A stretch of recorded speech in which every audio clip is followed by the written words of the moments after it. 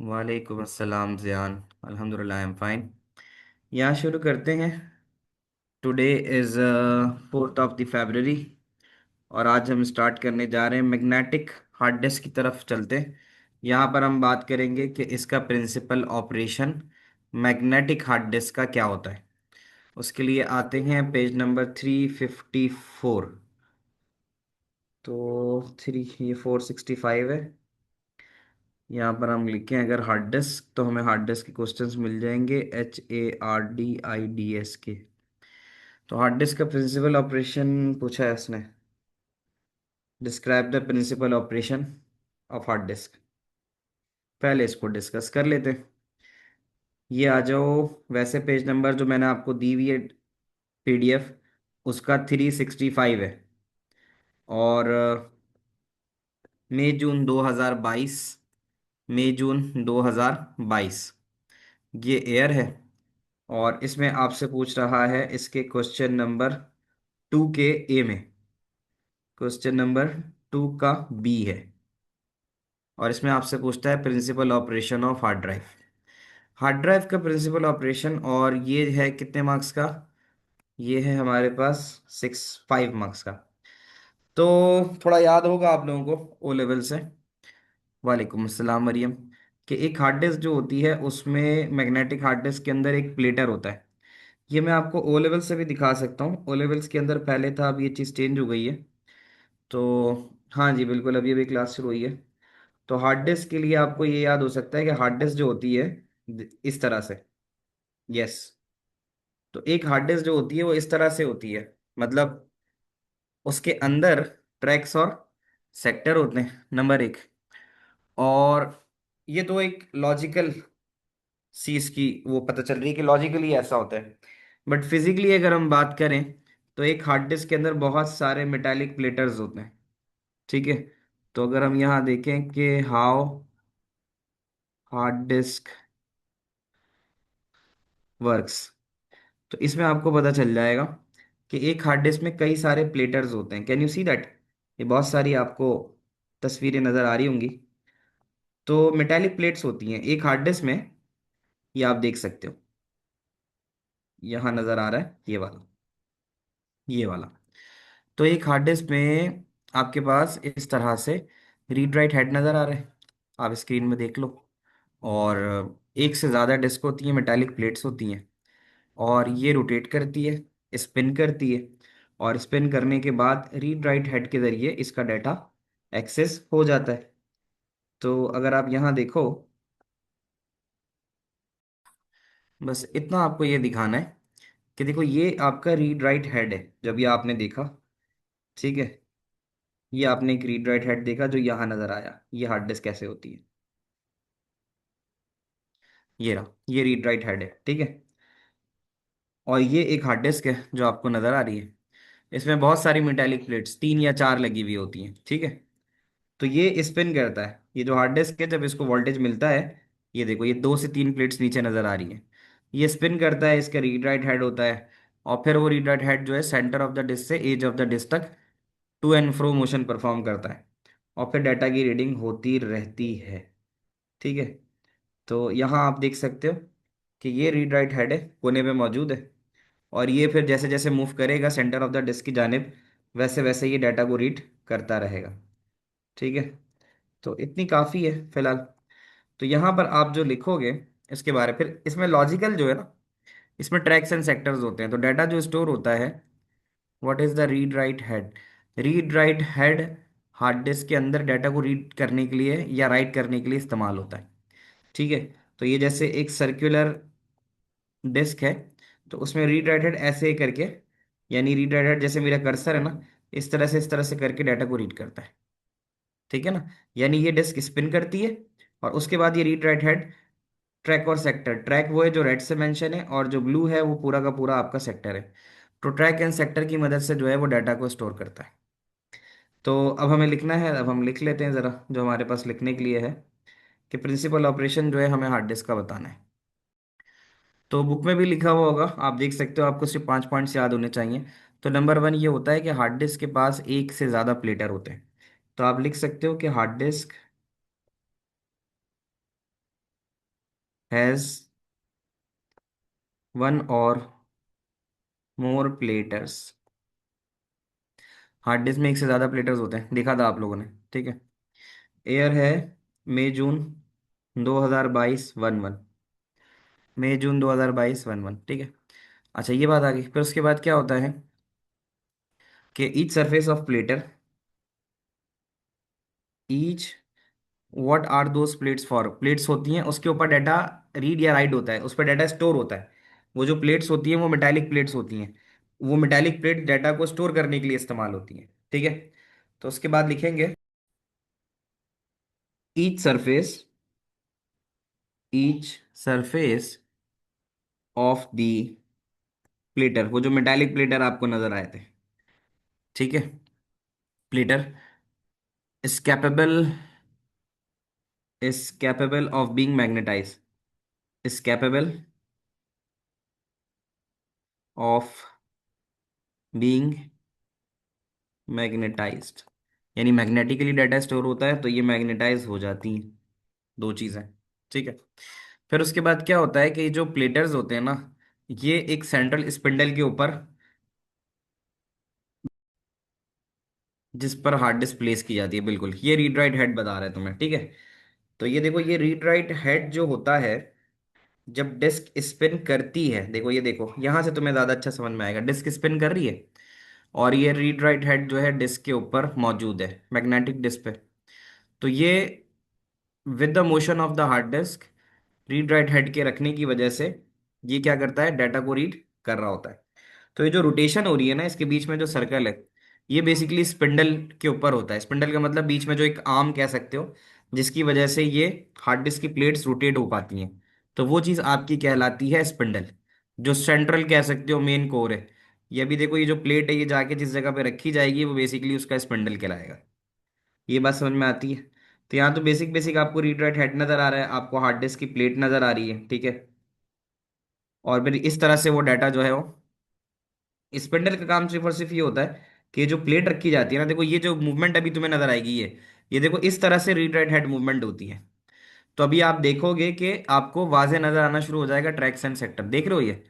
तो ये इस तरह से मूव करना शुरू होता है डाटा, यानी ये जो आपको नजर आ रहा है सामने, ये reading and writing of data है, ठीक है। बाकी जो मैं आपको बताऊं, स्पिंडल की आप बात कह रहे हो ना, तो वो भी दिखा देता हूं मैं। स्पिंडल पे बेसिकली वो जो मैग्नेटिक प्लेट्स हैं वो बेस्ड करती हैं।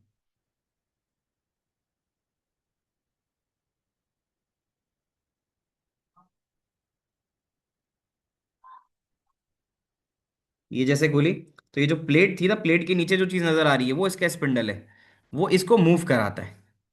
The platters are mounted on central spindle. ये आपने देखी ना प्लेट, उस प्लेट के नीचे जो चीज नजर आ रही है वो उसका स्पिंडल कहलाता है। अब आ रही है बात समझ में, ठीक है ना, जिसके ऊपर वो प्लेट रखी जाती है। तो अब आप यहाँ लिख सकते हो कि each surface of the platter is capable of being magnetize, दूसरा आ गया। तीसरा पॉइंट आप लिख सकते हो, पहले ये चीज देख लेते हैं मरियम, कि the platters are mounted on, platters are mounted on a central spindle, on a central spindle, यानी जो डिस्क रोटेट होगी तो वो स्पिंडल होगा उसी के ऊपर रोटेट होगी। तो ये हो गया तुम्हारा थर्ड पॉइंट। ये बात समझ में आती है, ठीक है। अब उसके बाद हम यहाँ लिख सकते हैं कि the disk are rotated at a very high speed, ये चौथा मार्क है। Disk are rotated at very high speed, ये चौथा मार्क है, ये लिख सकते हो आपको, ठीक है। और फिर उसके बाद हम ये लिख सकते हैं कि each surface of a disk has read write head. Abdullah, हमारे मैसेजेस मुझे मिल रहे हैं, क्या पूछ रहे हो तुम?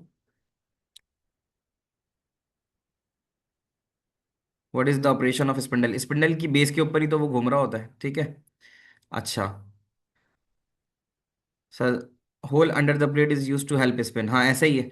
यानी ऐसे समझ लो ना यार, कि तुम्हारे पास अगर सीडी हाथ में है, उस सीडी को घुमाने के लिए तुम एक पेंसिल ले लो, उस पेंसिल में सीडी डालो, अब उसके बाद उस सीडी को घुमा सकते हो तुम। ये बताओ। आप एक नॉर्मल सिनारियो में एक सीडी ले लो, उसके अंदर एक पेंसिल डाल दो, तो अब वो पेंसिल एज ए स्पिंडल के तौर पे काम कर रही है जो उस डिस्क को रोटेट करा रही है। अब वो पेंसिल एक स्पिंडल बन गई, तो स्पिंडल कोई भी ऐसा कंपोनेंट हो सकता है जिसके ऊपर रख के डिस्क को घुमाया जा सके। अब आ रही है बात समझ में?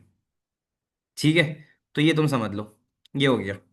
जैसे मैं तुम्हें और अच्छी सी एग्जांपल, बचपन में झूले झूलते थे तो एक वो झूला आता था जो गोल सा होता था, उसमें चार छह बच्चे बैठ जाते थे, और बीच में एक व्हील लगा होता था, वो उस व्हील को पकड़ के घुमाते थे बहुत जोर से।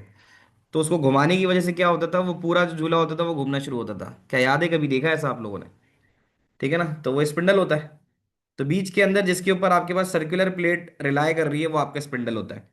तो कहता है कि disk are rotated at a very high speed, और दूसरी चीज आप ये लिख सकते हो कि each surface of the disk, each surface of disk has a read write head, has a read write head. ठीक है, तो हर सरफेस ऑफ द डिस्क पे रीड राइट हेड होता है। ठीक है, mounted on an arm, mounted on, sir are disk and platters are same. हाँ, ये जो प्लेटर्स देखो, इस तरह से कहते हैं कि एक हार्ड डिस्क के अंदर एक से ज्यादा डिस्क होती हैं, तो इसलिए वो प्लेट्स कहलाती हैं, और फिर एक से ज्यादा होने की वजह से प्लेटर्स कहलाती हैं। ठीक है, तो हम ये कह सकते हैं कि जो डिस्क है वो बेसिकली हार्ड डिस्क, एक कंबाइन नाम दिया जाता है, और हकीकत में उसके अंदर मेटालिक प्लेट्स होती हैं, तो वो तीन चार होती है, उनको मिला के हम प्लेटर कहते हैं। तो each surface on the disk has a read write head mounted on an arm. तो आपने देखा होगा वो जो आर्म था, रीड राइट हेड, वो मूव करता है। ठीक है, तो position just above the surface, वो सरफेस से थोड़ा ऊपर होता है, पोजीशन जस्ट अबव सरफेस। यहाँ तक कि तुम लोगों को सारी बातें समझ में आ रही हैं? फिर वो जो सरफेस ऑफ द डिस्क होती है, उसके अंदर आपके पास प्लेटर्स होते हैं। तो आप यहाँ कह सकते हो कि surface of disk, surface of disk, यानी each surface of disk is divided into, is divided into, ठीक है, tracks, is divided into tracks and sectors. ये आप लिख सकते हो कि वो ट्रैक्स एंड सेक्टर्स के ऊपर मिलके बने होते हैं। यहाँ तक बात समझ में आती है? तो वह 5 मार्क का था, हमने यहाँ पे तकरीबन 7 मार्क्स का लिख दिया। यहाँ तक की सारी बातें भी क्लियर है, बताना मुझे। बेटा अगले सवाल पे आओ। October November 23, October November 23, variant 13, question number 5। इसमें कहता है द प्रोग्राम फाइल्स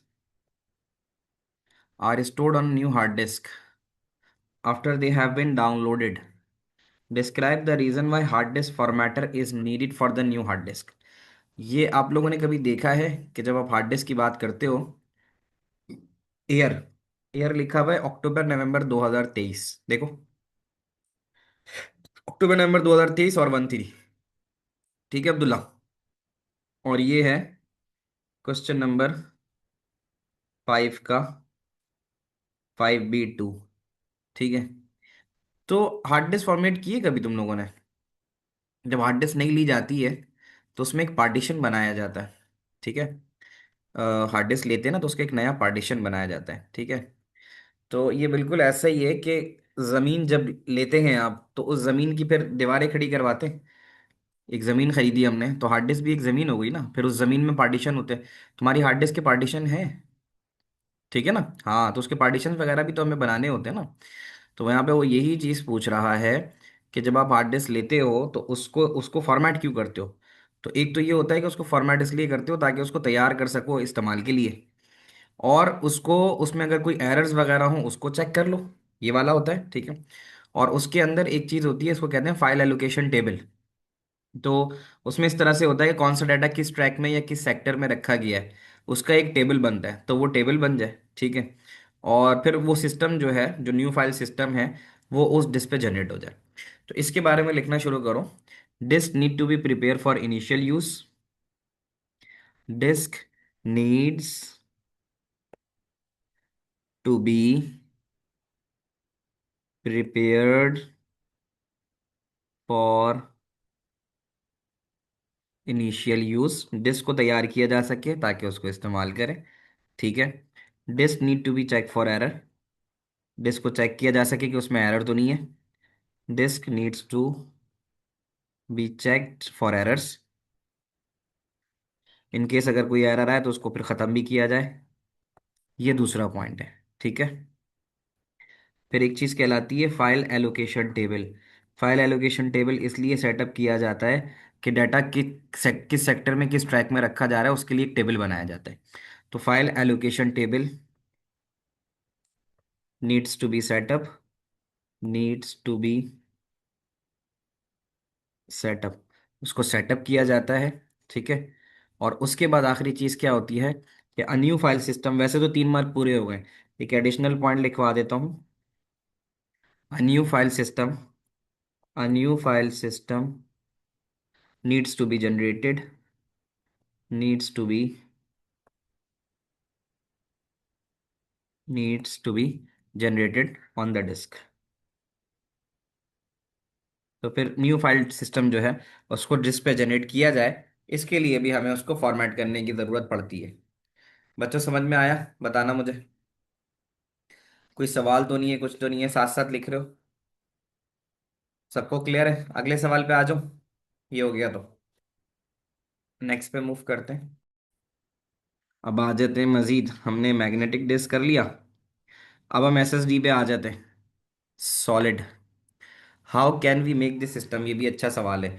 ये जब तुम हार्ड डिस्क फॉर्मेट करते हैं ना फराना, जब हार्ड डिस्क की फॉर्मेशन होती है तो एक इंटरफेस आता है हमारे सामने। फिर वो हमसे पूछता है कि आप कौन सा वाला सिस्टम यूज करना चाहते हो, फैट या एनटीएफएस। यानी हमें खुद से नहीं करना होता, एक इंटरफेस हमारे सामने आता है। फिर हम उसमें से सिलेक्ट करते हैं, तो जो हम सिलेक्ट करेंगे वो उसी बेस के ऊपर हमारे डाटा को स्टोर करना शुरू करता है। सही है। अब आते हैं अगली डिवाइस की तरफ, जिसको हम कहते हैं सॉलिड स्टेट ड्राइव। हमारी हार्ड डिस्क में तुमने देखा था, हार्ड डिस्क जो रोटेट हो रही थी, हार्ड डिस्क रोटेट होती है ना।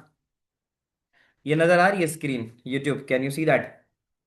Optical disk, read write head, ये सारी मैं तुम्हें एक साथ ही दिखा देता हूँ वीडियोस, ताकि फिर हम उसको लिखने पे चले जाएं। अच्छा, अब यहां जरा देखना।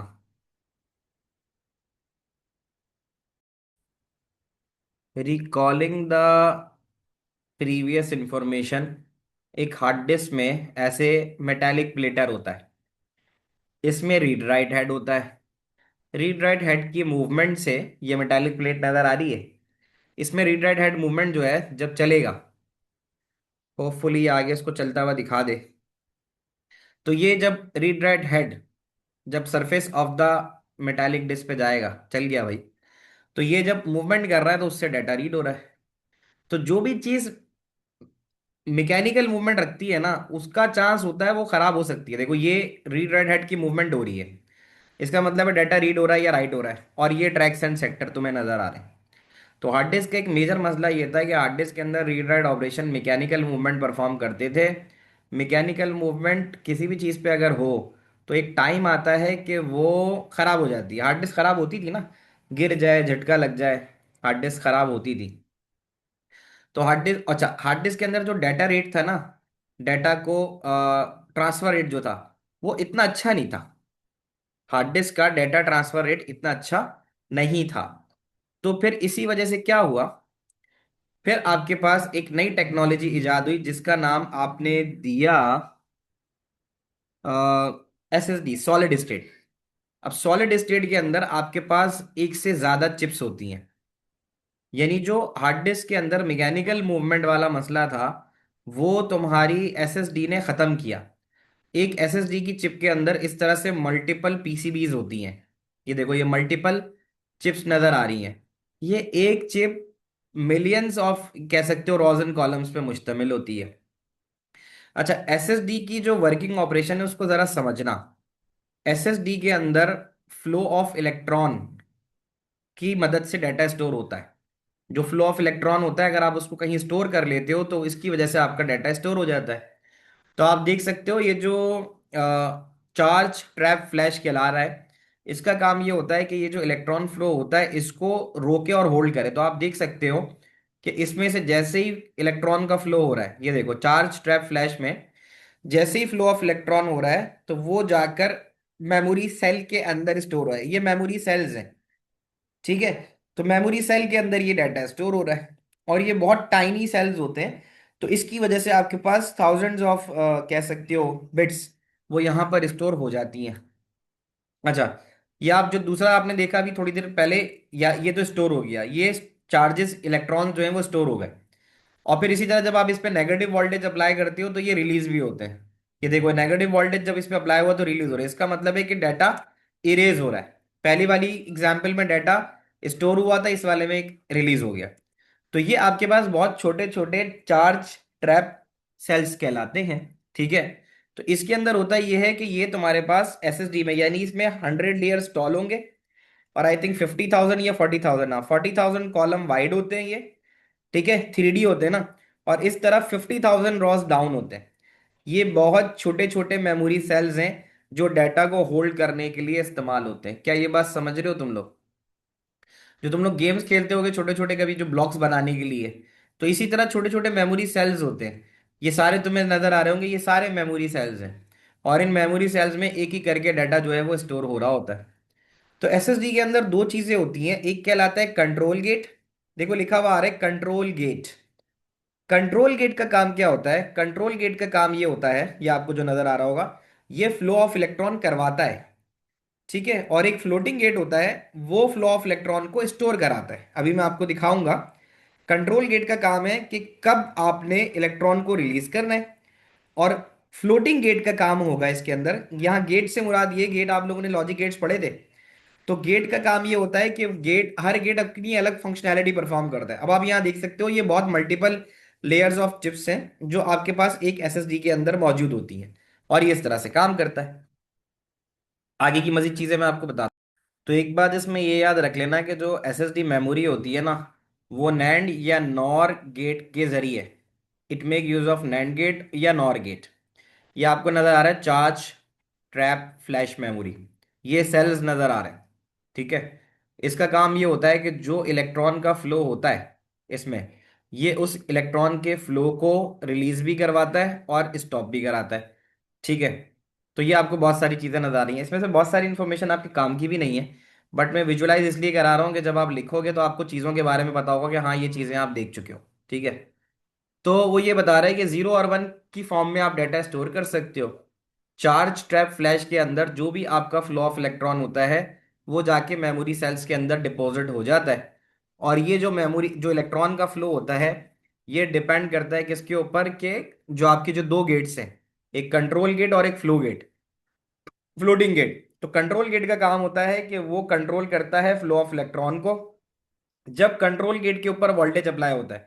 अभी एक वीडियो में तुम्हें और भी दिखा देता हूं, तो उसके अंदर आप यही देखोगे कि कंट्रोल गेट के ऊपर आप फ्लो देखो, इस तरह से तुम्हारी अंदर एक एसएसडी होती है। अभी एक वीडियो तुम्हें नजर आएगी, इस तरह से तुम्हारी एक एसएसडी चिप होती है।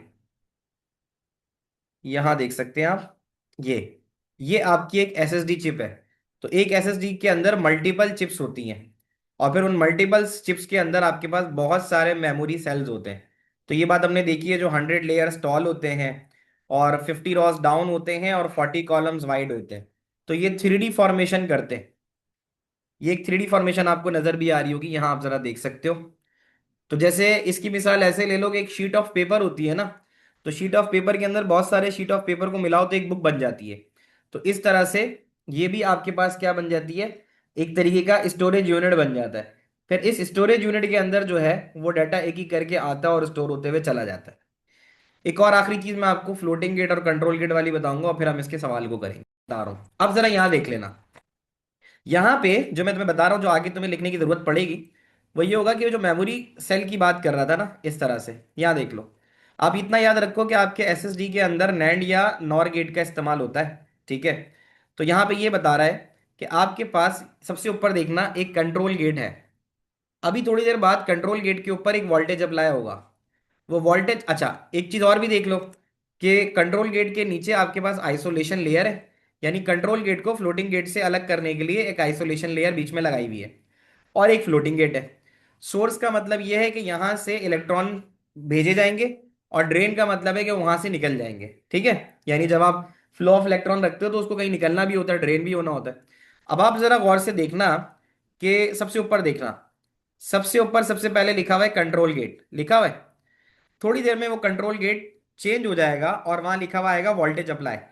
क्या आपको ये चीज नजर आ रही है? कंट्रोल गेट हटा और लिखा हुआ आया वोल्टेज अप्लाई। आपने ये चीज देखी? जब वोल्टेज अप्लाई हुआ तो आपकी सोर्स से ड्रेन की जानिब एक पाथवे क्रिएट हुआ। हुआ। उस पाथवे के ऊपर इलेक्ट्रॉन ने फ्लो किया। जब इलेक्ट्रॉन ने फ्लो किया तो उसको फ्लोटिंग गेट ने अपने पास स्टोर करा लिया वोल्टेज अप्लाई होने पे। आ रही है बात समझ में? Can you see that? दोबारा से मैं रिपीट करता हूं कि आपके पास सबसे पहले कंट्रोल गेट लिखा हुआ है। कंट्रोल गेट पे जब वोल्टेज अप्लाई होगा, देखो कंट्रोल गेट चल रहा है, वोल्टेज अप्लाई हुआ तो नीचे से सोर्स और ड्रेन के ऊपर एक पाथवे क्रिएट हो गया। इस पाथवे पे इलेक्ट्रॉन फ्लो करेगा, जैसे ही फ्लो करेगा तो उसको फ्लोटिंग गेट अपने पास स्टोर कर लेगा। इसका मतलब है डाटा स्टोर हो गया। ठीक है, ये डाटा स्टोर हो गया। इस तरह से डाटा स्टोर हो रहा होता है जो फ्लो ऑफ इलेक्ट्रॉन होता है। जब नेगेटिव वोल्टेज अप्लाई करते हो तो नेगेटिव वोल्टेज का मतलब होता है डाटा रिलीज करना। तो नेगेटिव वोल्टेज से फ्लोटिंग गेट से फिर वो डाटा निकल कर वापस ड्रेन होके बाहर हो जाता है और आपकी फ्लैश मेमोरी। फ्लैश क्यों बोलते हो फ्लैश? इसीलिए कहते हो ना इसको कि इसमें डाटा रखा भी जा सकता है और जरूरत पड़ने पे खत्म भी किया जा सकता है। यहां तक बात समझ में आ रही है? ठीक है। तो that's how the data is stored in the SSD. ये चीजें दिखाने के बाद तुम लोगों को समझ में आई वर्किंग शर्किंग? बेटा पेज नंबर 32 पे आओ डॉक्यूमेंट के। Page number 32 of the document. और इसमें है मई जून 2024। मई जून, मई जून 2024 1 1। और इसका है क्वेश्चन नंबर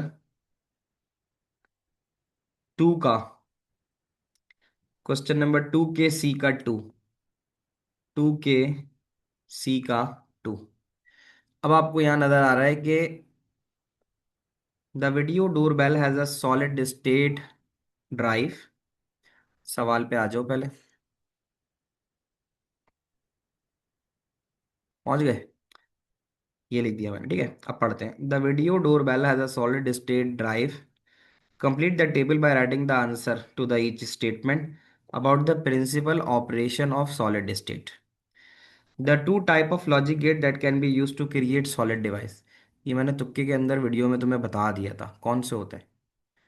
नैंड और नॉर, है ना? मतलब ये नैंड या नॉर गेट का ही इस्तेमाल करते हैं। फ्लैश मेमोरी, तो ये तुम्हारा एक मार्क आ गया। The number of transistor contained in each cell. The number of transistors contained in each cell. यहाँ पे जो आप लिखोगे, यहाँ दो ट्रांजिस्टर्स इस्तेमाल होते हैं, फ्लोटिंग गेट और कंट्रोल गेट, ठीक है ना? तो ये दो ट्रांजिस्टर्स यहाँ पर इस्तेमाल होते हैं। दो ट्रांजिस्टर्स का इस्तेमाल होता है। तो उसमें कहते हैं the type of gate that can retain electron without the power. जो इलेक्ट्रॉन को रिटेन कर रहे थे वो कौन से थे? जयान, जो रिटेन कर रहे थे। ठीक है, जो रिटेन कर रहे थे, नहीं जहाँ डिपॉजिट हो रहा था जाके वो फ्लोटिंग था। याद है? रिटेन का मतलब जो उसको रोटेट जो रख रहा था वो फ्लोटिंग था। और the type of gate that allow और स्टॉप्स करंट फ्रॉम पासिंग। तो जो करंट को पास होने से या अलाउ करता है कि करंट पास हो, तो या तो रोके या पास होने दे, तो वो वाला गेट कहलाता है कंट्रोल गेट। अब बात आती है समझ में? ये हो गया भाई? यहाँ तक बात आई समझ में? तो ये एक टॉपिक का छोटा सा पार्ट यहाँ पे भी हो गया। अगला देखते हैं, अगला क्या है। तो बहुत मेहनत करनी है अभी, ठीक है। यहाँ देखते हैं। तो ये बेटा पेज है 193। पेज है 193। 193। ठीक है। चलो ये तो करो पहले, फिर देता हूँ। 193 हो गया, ठीक है। 193 पे आ जाओ। और मई जून 2023 का 1 1। मई जून 2023 का 1 1। अच्छा, ये बातें भी पढ़ाते पढ़ाते मैं ऑलरेडी बता ही चुका हूँ तुम्हें। अब पढ़ लिया ना, तो अब तुम इसका जवाब दे सकते हो। ये है क्वेश्चन नंबर 4। क्वेश्चन नंबर 4 का बी। क्वेश्चन नंबर 4 का भी बड़ी आसान सी बात कर रहा है ये, कि दो रीजन बताओ कि magnetic storage is more appropriate than solid state. Magnetic जो है वो सॉलिड के मुकाबले में बेहतर क्यों है? P1 के तो 3 है हसनैन, P1 के 3 चैप्टर्स हैं। P2 का हमने अच्छा खासा कम कवर किया हुआ है। ठीक है। हाँ, इसका मुझे बताओ कि यार ये क्यों बेहतर होती है मैग्नेटिक जो होती है? एक तो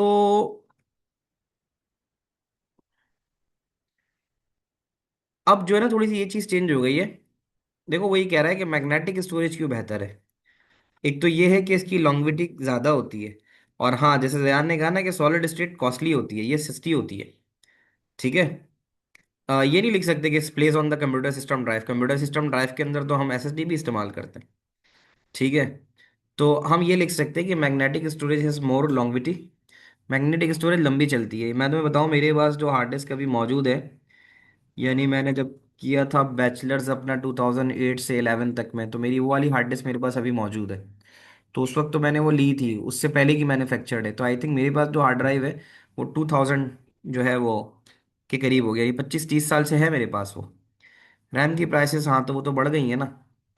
हाँ, क्योंकि ज़ाहिर है बहुत रैम पे तो बहुत सारा काम हो रहा है ना, एआई हो गया, डाटा माइनिंग हो गई। ठीक है। इसकी वजह से जो है ना, और क्रिप्टो करेंसी हो गई, इसकी वजह से रैम जो है ना वो चल रही है। रैम का ही बिजनेस खोल लो भाई, बनाने का।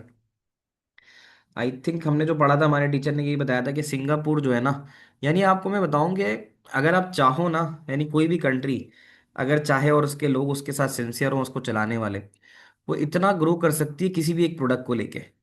जैसे जिस चीज़ की डिमांड है ना, फॉर एग्जांपल यही मैं बात करूं, जैसे सिलिकॉन चिप है।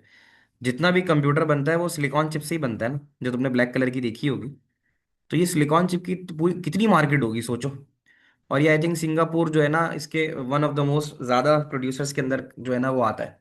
तो अगर आप इस तरह की प्रोडक्शन शुरू कर दो सिलिकॉन चिप्स वगैरह की और ये वो, तो आप कितना दुनिया से पैसा कमा सकते हो, और कितना अपने मुल्क को उसका फ़ायदा भी दे सकते हो। लेकिन इसके बारे में सोचता नहीं है कोई। ऐसे बलूचिस्तान है, बलूचिस्तान में आई थिंक क्या कहा जाता है कि इतने रिजर्व है ना, बलूचिस्तान में मिनरल्स के इतने रिजर्व हैं। और अभी रिसेंट भी ऐसा ही हुआ था कि जो है ना अमेरिका में ही जो आर्मी चीफ हैं या जो भी थे इस तरह का, इन्होंने कुछ सैंपल्स भी ले जाके दिए मिनरल्स के। और ऐसा होता है, मैं मेरा जाना हुआ था गवादर। तो गवादर जाते जाते आई थिंक 300 किलोमीटर्स अगर हम देखें। अच्छा, एक मेरा सफ़र वहाँ का भी हुआ हुआ है, दुबई।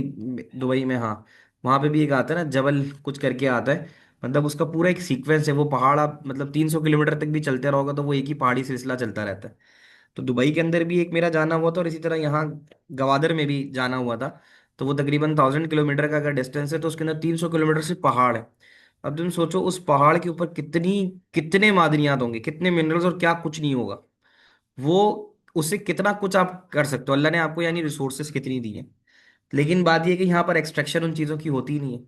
यहाँ पर ऐसा होता है कि बाहर के जो फॉरेनर्स होते हैं उनको ज़मीनें दे जा जी, बिल्कुल ऐसा ही अब्दुल्ला, कि जो बाहर के जो लोग आते हैं उनको ज़मीनें दे दी जाती हैं, कि वो उन ज़मीनों को रेंट पे ले लेते हैं। और वो सब कुछ यहाँ पे माइनिंग शाइनिंग करके सब कुछ निकाल के ले जाते हैं और आपको रेंट दे देते हैं।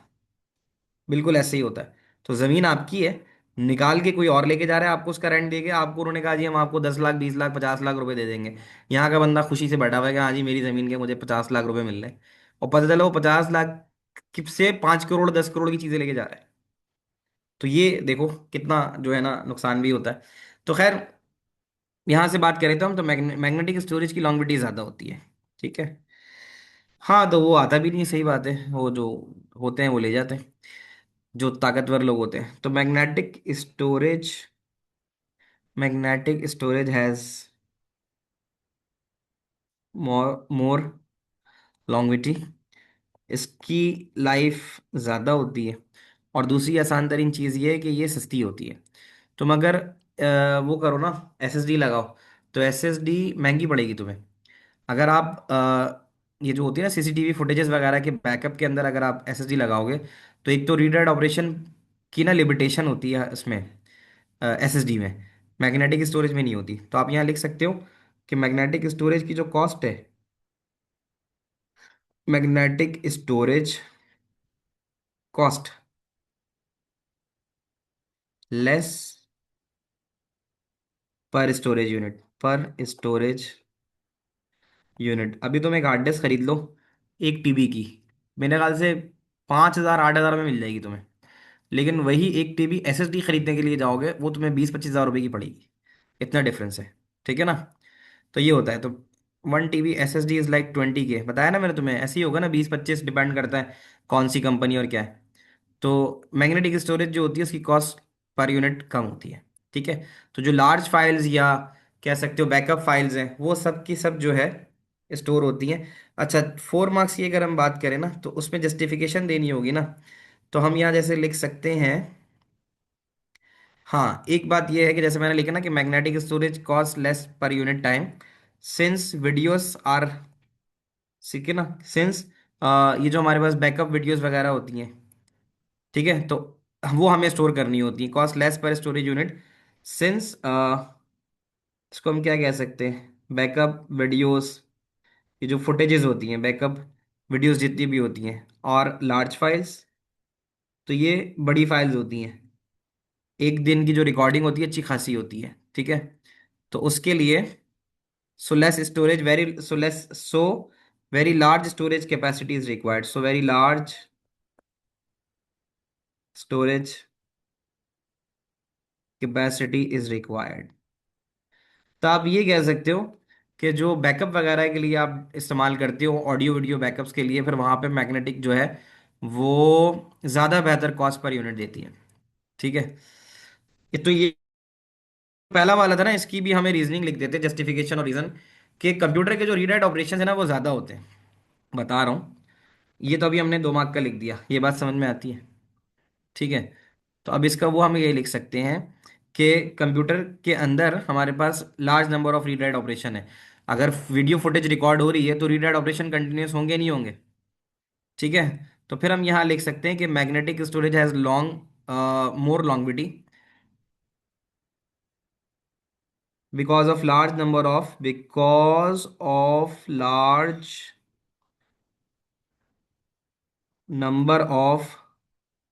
रीड राइट ऑपरेशंस,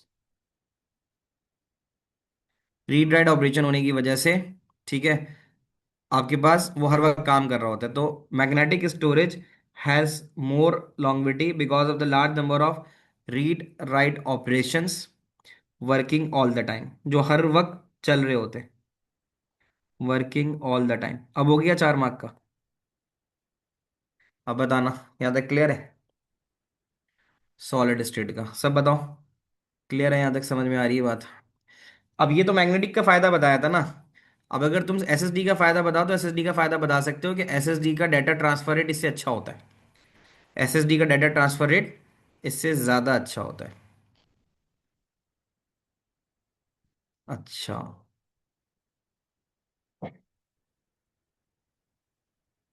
हाँ हाँ, बस 1 मिनट देख लो, अगर इससे रिलेटेड कोई टॉपिक मजीद नहीं है तो फिर छोड़ दूंगा मैं। तो इसको यहाँ तक रखते हैं, फिर इंशाल्लाह नेक्स्ट क्लास कल करूंगा। मैं ज़रा ग्रुप पर टाइम डालता हूँ, पहले ओ लेवल से डिस्कस कर लूँ उसका टाइम, फिर तुम्हारी क्लास होगी कल 4 से 5, 5 से 6, इसमें से किसी टाइम पे, ठीक है। तो कल क्लास करेंगे और फिर इसको आगे मजीद कंटिन्यू करेंगे इंशाल्लाह, ठीक है। टेक केयर, अल्लाह हाफिज़।